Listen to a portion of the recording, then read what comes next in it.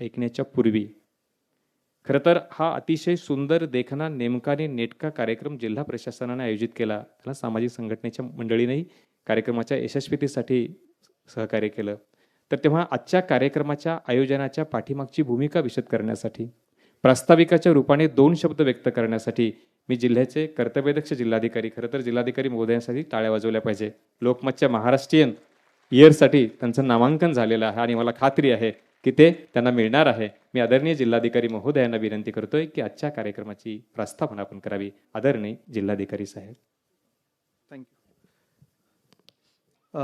सर्वांचं स्वागत आहे. आपण सर्वप्रथम प्रेक्षकांचं स्वागत करतो, कारण आपल्याला नांदेडमध्ये शार्प 6ला कार्यक्रम असल्यानंतर थोडासा मध्ये आपल्याला एक टेन्शन आलं होतं की येतील की नाही लोक, परंतु खूप मोठ्या संख्येने सगळे प्रेक्षक आलेत आणि विशेषतः विद्यार्थी आहे. त्यातले काही कॅप्टिव्ह ऑडियन्स जरी असेल तरी मला असं वाटतं की शिवचरित्राची जी गोडी आहे ती एवढी आहे, मला विश्वास वाटतो की ते फार मन लावून सगळे ऐकतील.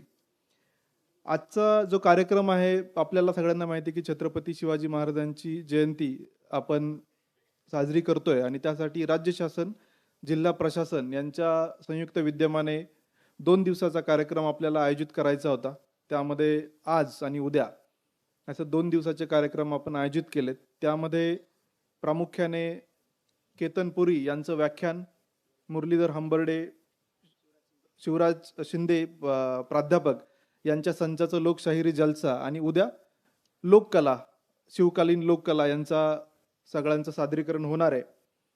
या 2 दिवसाच्या कार्यक्रमामध्ये एक महत्त्वाचं आकर्षण केतन पुरी यासाठी आहे की इतक्या कमी वयामध्ये त्यांनी शिवचरित्राकडे ते वळले आणि खूप प्रचंड अभ्यास केला, फिरले, आर्किओलॉजीचा अभ्यास केला, शिवचरित्राचा अभ्यास केला आणि विशेषतः अलीकडच्या काही पॉडकास्टमध्ये मी ज्यांचं व्याख्यान जेव्हा ऐकलं तेव्हा शिवचरित्र सांगणं फार अवघड आहे, कारण याच्यामध्ये कुठलाही अभिनिवेश येऊ न देता केवळ ऐतिहासिक फॅक्ट्स, पुरावे याचा संदर्भ देऊन ते बोलतात आणि कुठेही ते वृक्ष न होऊ देता अत्यंत मनोरंजक पद्धतीने तो इतिहास ते मांडतात. ही त्यांचं कसब आहे.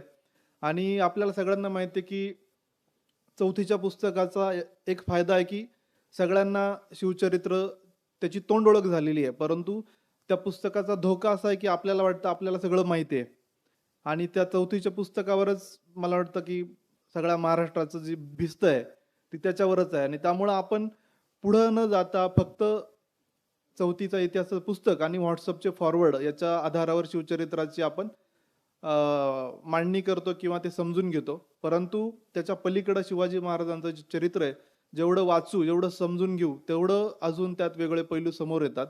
आणि मला वाटतं केतनजी आज जे मांडणार आहेत ते सगळ्यांसाठी नवीन आहे आणि विशेषतः शिवाजी महाराजांचं प्रशासकीय जे रेव्हेन्यू प्रशासन जे होतं त्याच्या संदर्भात ते बोलणार आहेत.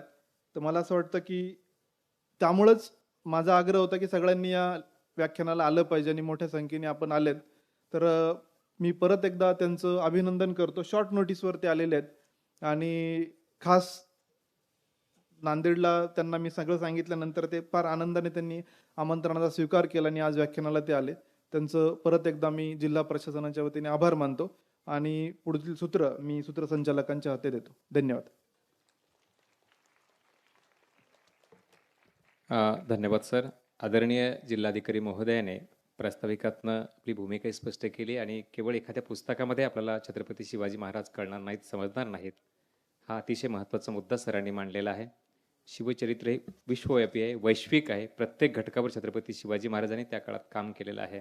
अगदी 16 मावळ्यांना घेऊन त्यांनी शपथ घेतली आणि स्वराज्य पुढं उभं केलं. म्हणून एक मला मराठीची 4 ओळी आठवते. सगळे विद्यार्थी आहेत म्हणून त्यांच्यासाठी.